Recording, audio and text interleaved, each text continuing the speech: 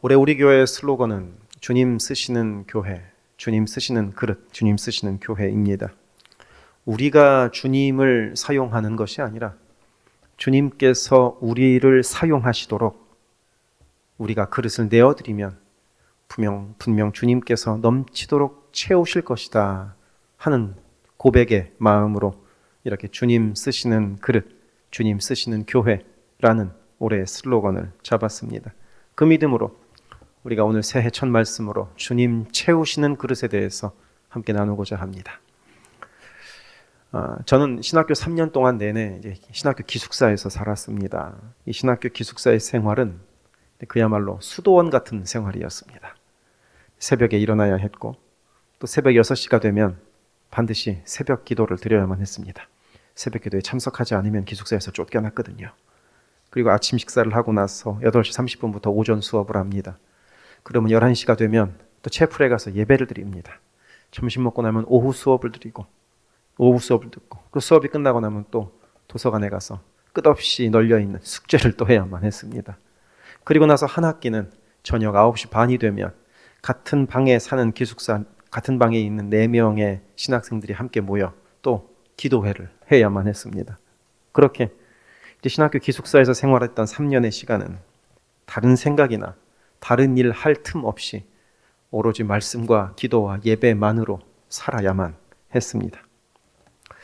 이런 신학교 기숙사의 문화가 지금으로부터 약 한 2800년 전인 이스라엘에도 있었습니다. 그것을 많은 학자들은 예언자, 선지자 공동체라고 부릅니다. 선지자가 되기 위하여 훈련받는 사람이다 라고 말입니다. 마치 요즘에 신학생들이 신학교 기숙사 안에만 있는 것처럼 그 당시에 선지자 공동체도 도시 안에 있는 것이 아니라 도시 밖에 떨어져서 한 곳에 모여 살았습니다. 사람들과 교류하지도 않았습니다. 돈도 벌지 않았습니다.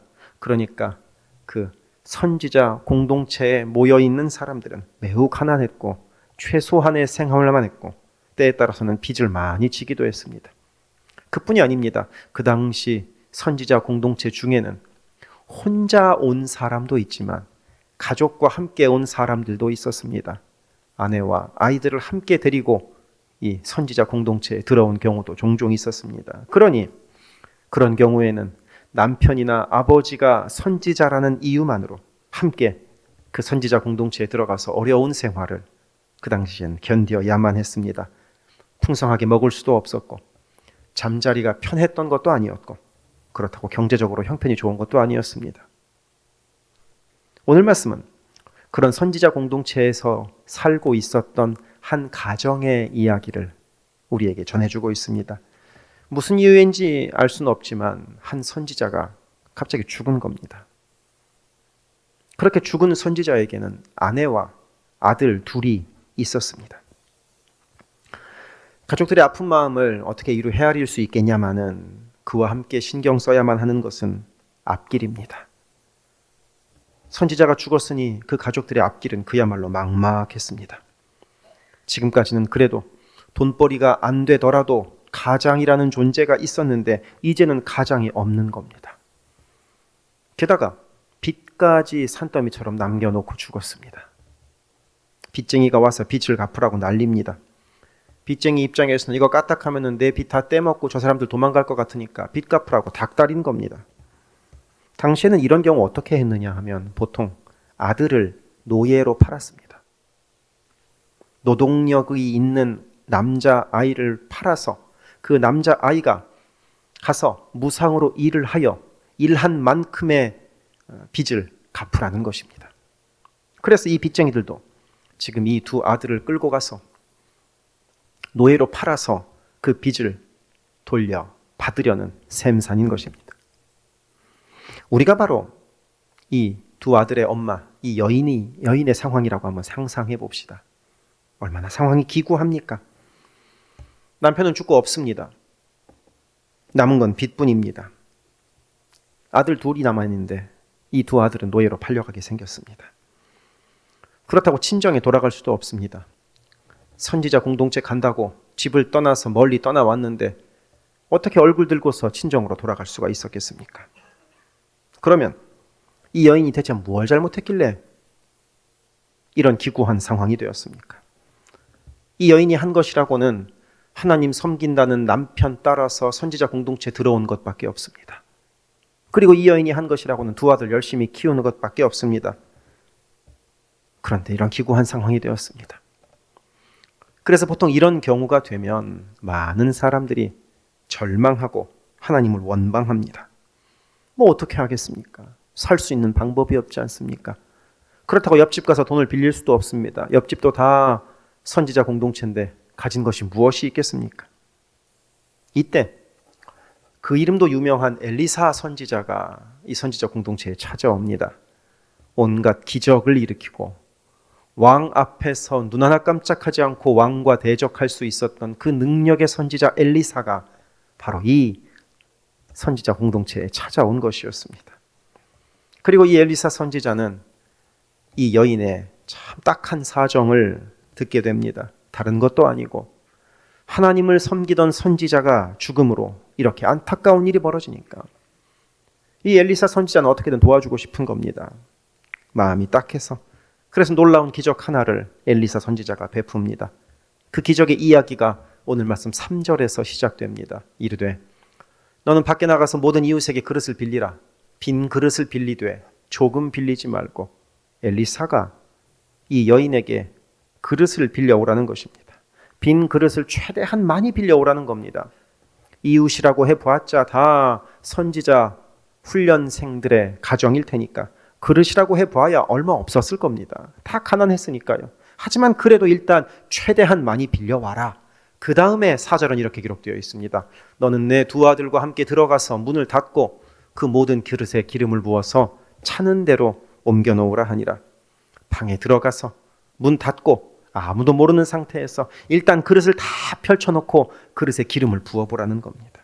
그러면 분명 그릇마다 기름이 차게 될 것이라고 말입니다. 이 여인의 집에 있는 것이라곤 작은 기름병 하나밖에 없었습니다. 그것도 기름이라고 해보았자 남자 한 명에게 기름을 부을 만큼의 기름이 들어있는 기름병이었다고 오늘 말씀은 원어에서 우리에게 알려줍니다. 그러니까 그 기름병 커봤자 이 그릇 하나밖에, 이 컵밖에 안 됐을 겁니다. 가진 것이 이거 하나뿐이었다니, 이 정도 들어가는 기름뿐이었다니 사정 참 딱하죠. 그런데 그 작은 기름병에서 기름이 끊이지 않게 될 것이다. 그러니 그릇을 빌려오라고 엘리사 선지자가 이야기한 것입니다. 엘리사는 그야말로 말이 되지 않는 행동을 해보라고 이 여인에게 요청한 것입니다. 그리고 이 여인은 엘리사 선지자의 요청대로 마을 곳곳을 돌아다니면서 그릇을 빌려옵니다. 이웃들은 분명 이상하게 생각했을 겁니다. 남편 잃고 아들도 노예로 팔리게 생겼는데, 그러니 가정 형편이라고 해봤자 뻔한데 이웃이 그런 사정을 다 알지 않겠습니까? 가진 것이라고는 이 작은 기름병 하나밖에 없는데 그것으로 무슨 대단한 요리를 하겠다고 그릇을 그렇게 빌리러 다닌단 말입니까? 그러니까 주변 이웃들이 참 이상하다는 표정으로 바라봤을 것 같습니다. 그래도 뭐 그릇은 빌려주었던 모양이죠. 하지만 그렇다고 하여 이 여인이 이웃들에게 엘리사 선지자가 찾아왔어. 그런데 엘리사 선지자가 그릇을 빌려다가 거기다가 기름을 부으면 기름이 다 채워질 거래라고 상황을 다 이야기할 수는 없습니다. 왜냐하면 선지자가 일단 그릇을 빌린 다음에 집에 와서 문 닫고 조용히 기름을 부으라고, 곧 이웃들은 모르게 기름을 부으라고 명령했기 때문에 그 명령을 어길 수는 없는 겁니다. 그래서 이 여인과 두 아들들이 온 마을을 돌아다니면서 사람들에게서 그릇을 빌립니다. 사정은 말할 수도 없고 일단 그릇만 빌려달라고 해서 그릇이란 그릇은 다 모아 놓습니다. 그렇게 그릇을 다 모아다가 집에 들어가서 그 그릇을 다 펼쳐 놓습니다. 그리고 이제 집에 있던 그 작은 기름병을 들고 첫 번째 그릇에 기름을 붓기 시작합니다. 그런데 신기하죠? 이 작은 기름병에서 기름이 콸콸콸콸 쏟아져 내려오는 것입니다. 말도 안 되는 일이 벌어져서 첫 번째 그릇에 기름이 가득 찬 겁니다. 그리고 이제 두 번째 그릇에다가 또 다시 이 기름병을 붓습니다. 그러자 또 기름이 콸콸콸콸 쏟아져 내립니다. 이 작은 기름병보다 몇 배, 몇십 배 될 만한 그릇에 기름을 부어도 기름이 마르지 않는 겁니다. 그렇게 첫 번째 그릇, 두 번째 그릇, 세 번째 그릇 다 기름을 부어서 방에 있는 그릇이란 그릇에는 기름을 다 채웁니다. 오늘 말씀에 이어지는 6절은 이렇게 기록되어 있습니다. 그릇에 다 찬지라 여인이 아들에게 이르되 또 그릇을 내게로 가져오라 하니 아들이 이르되 다른 그릇이 없나이다 하니 기름이 곧 그쳤더라. 저는 이 말씀을 읽으면서 이 6절 말씀을 읽으면서 이 여인의 마음이 얼마나 애가 달았을까 하는 생각이 들었습니다. 또 그릇을 내게로 가져오라. 그릇 좀 더 있으면 좋겠다. 그릇 더 있으면 기름 더 생길 텐데 기름 더 있으면 얼마나 좋을까 하는 이 여인의 애달픈 마음이, 애달른 마음이 느껴지지 않으십니까? 하지만 결국 기름은 그렇게 준비된 그릇에 다 붓자 거기서 멈추고 이 여인은 방 안에 가득 채워져 있는 그 기름을 팔아서 빚도 갚고 그래서 아들을 노예로 팔지 않게 되었고 그리고 생활비도 마련하여 살 수 있게 되었습니다. 하나님께서 선지자의 남아있는 가족에게 삶을 놀라운 기적으로 도와주셨던 것이지요. 이 놀라운 기적의 사건 속에서 우리는 몇 가지 교훈을 얻을 수 있기를 바랍니다. 우리는 세 가지 교훈을 한번 생각해 볼 수 있는데 첫 번째는 이것입니다. 하나님은 준비된 만큼 채우시는 분이라는 겁니다. 분명 하나님은 넉넉히 채우시는 분이지만 오늘 말씀 속에서 하나님은 준비된 만큼 채우십니다. 이 여인이 기름병을 한 개만 준비했으면 그 한 개에만 기름이 찼을 것이고 만약 이 여인이 기름병을 100개를 준비했으면 그 100개의 그릇에 기름이 찼을 겁니다. 방금 읽은 6절의 말씀이 그 사실을 알려줍니다. 다른 그릇이 없나이다 하니 기름이 그쳤더라. 딱 거기까지만 기름이 채워졌던 겁니다. 지금은 세계적으로 유명한 그 한국인 클래식 연주자들이 참 많이 있습니다. 우리 교회 지휘자도 그렇지 않습니까?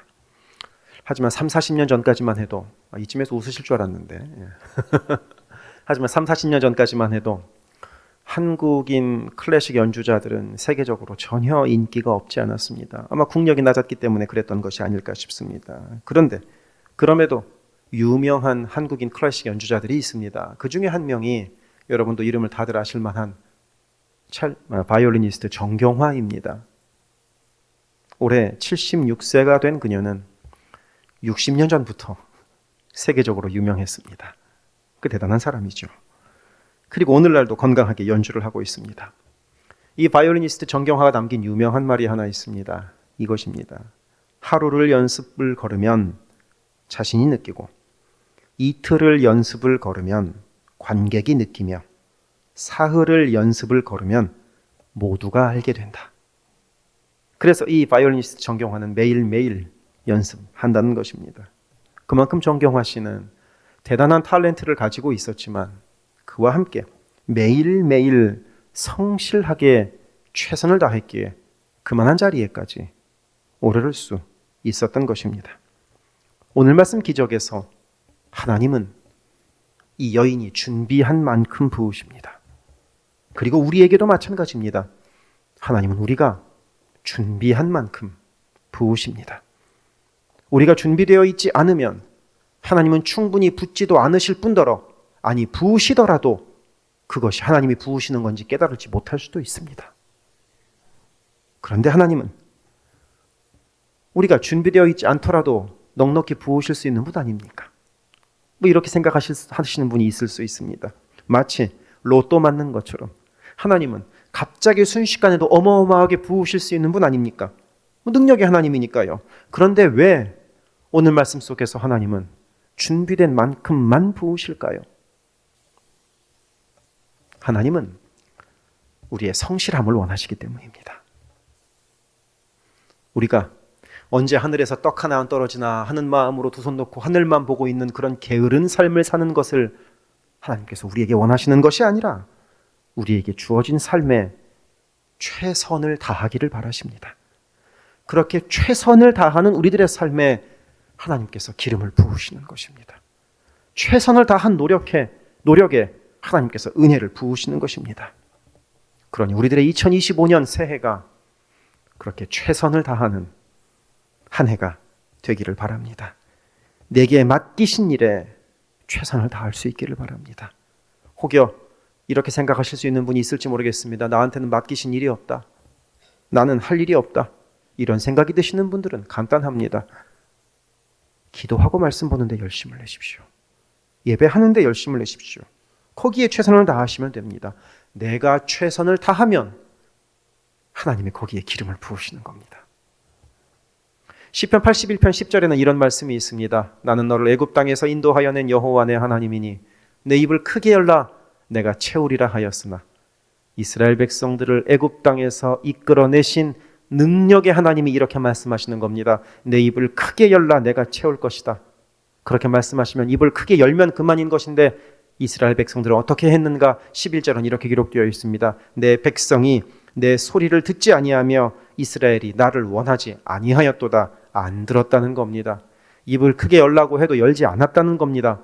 그렇게 해서 결과적으로 어떤 일이 이루어졌는가? 이어지는 12절은 이렇게 기록되어 있습니다. 그러므로 내가 그의 마음을 완악한 대로 버려두어 그의 임의대로 행하게 하였도다.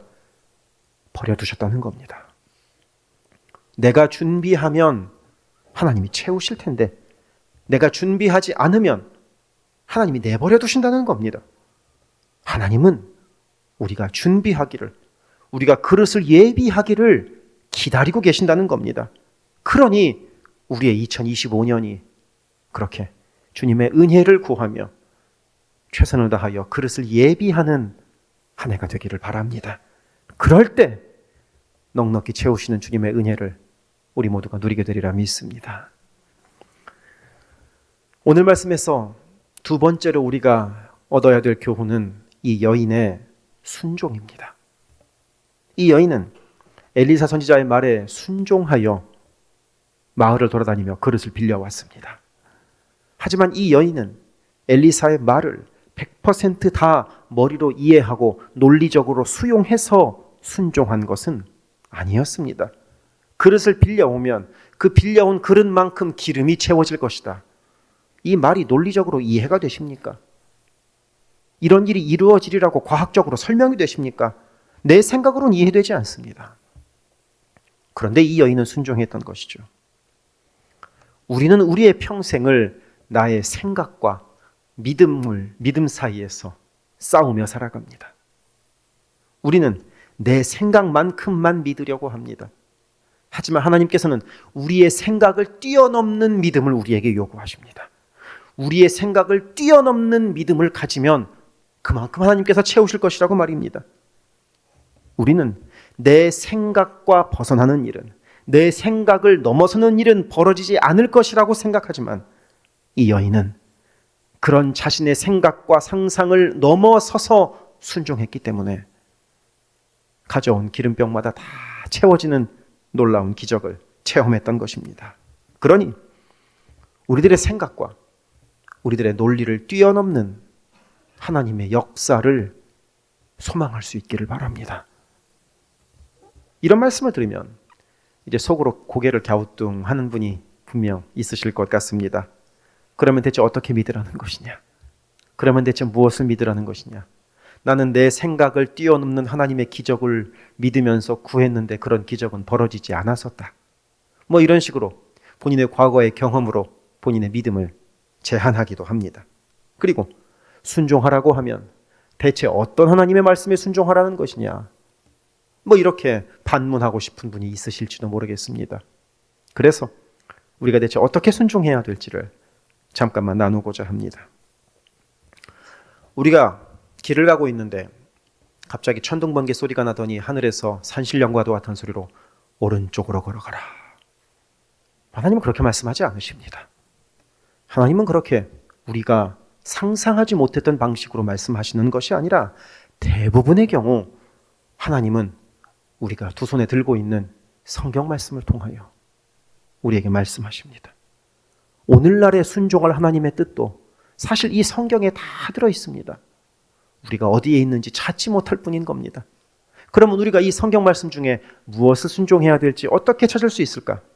우리는 평소에 하나님의 뜻은 생각하지도 않고 평소에 하나님의 음성은 듣지도 않다가 갑자기 내가 급하니까, 내가 필요하니까, 내가 간절하니까 하나님의 음성을 듣고자 한다면 그거 잘 들리지 않습니다. 왜? 하나님과 내가 주파수가 맞지 않았기 때문입니다. 평소에 하나님의 음성을 잘 들으려고 노력하고 평소에 하나님의 뜻에 순종하는 삶을 꾸준히 살아와야 하나님의 음성을 분별하고 들을 수 있습니다.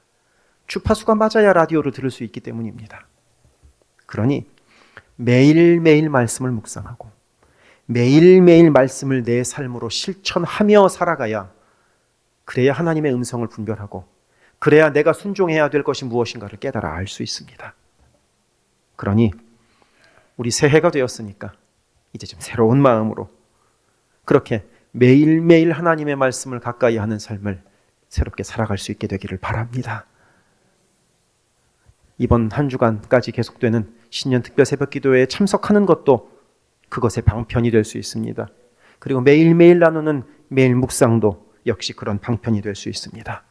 그렇게 매일매일 하나님의 말씀을 듣고 그리고 하나님의 뜻에 순종함으로 그릇을 채우시는 주님의 은혜를 우리 모두 누리게 되기를 바랍니다. 그와 함께 오늘 말씀에서 우리가 얻어야 할 교훈 세 번째는 이것입니다. 오늘 말씀의 이 놀라운 기적이 무엇으로부터 시작되었느냐 하는 것입니다. 오늘 말씀의 기적은 작은 기름병 하나로부터 시작되었습니다. 이 작은 기름병에서 엄청난 기름이 흘러 나왔던 것입니다. 마치 어린아이의 잠깐만 뒤에서 좀 도와주시기 바랍니다. 어린아이의 물고기 2마리와 떡 5덩어리로 지금 소리가 잘 안 들린다고 그러시는 것 같아요. 지금 보청기를 끼셨는데요. 괜찮습니다. 마치 어린아이의 물고기 2마리와 떡 5덩어리로 5,000명도 넘는 많은 사람들이 먹을 수 있었던 것처럼 작은 것을 내어놓았을 때 아주 조그만 것이 주님의 놀라운 능력의 도구가 되었던 것입니다. 기름병 하나는 작지만, 물고기 2마리, 떡 5덩어리는 작지만 하나님의 능력의 도구가 된다면 하나님의 큰 일을 이룰 수 있는 것입니다. 우리도 마찬가지입니다. 우리는 작습니다. 가진 것이 그렇게 많지도 않습니다. 그렇다고 우리가 수백 명, 수천 명이 모인 것도 아닙니다. 하지만 하나님의 능력의 도구가 될 수 있습니다. 하나님은 크기를 먼저 보시는 분이 아니기 때문입니다. 순종을 먼저 보시기 때문입니다. 하나님께 순종한다면, 그래서 하나님의 능력의 도구가 된다면 모든 기름병을 채우고도 남음이 있는 하나님의 놀라운 은혜가 우리 모두에게 임하리라 믿습니다. 사랑하는 성도 여러분, 우리 주님은 언제나 채울 준비를 하고 계십니다. 우리가 얼마나 준비했느냐, 우리가 얼마나 순종하고 있는가를 주님께서 보고 계십니다. 그러니 우리 새로운 해 2025년에 우리 모두가, 우리 교회가 그렇게 믿음의 그릇을 준비합시다. 그리고 그 그릇을 넉넉히 채우시는 그 주님의 은혜를 우리 모두가 누리게 되기를 원합니다. 기도하겠습니다.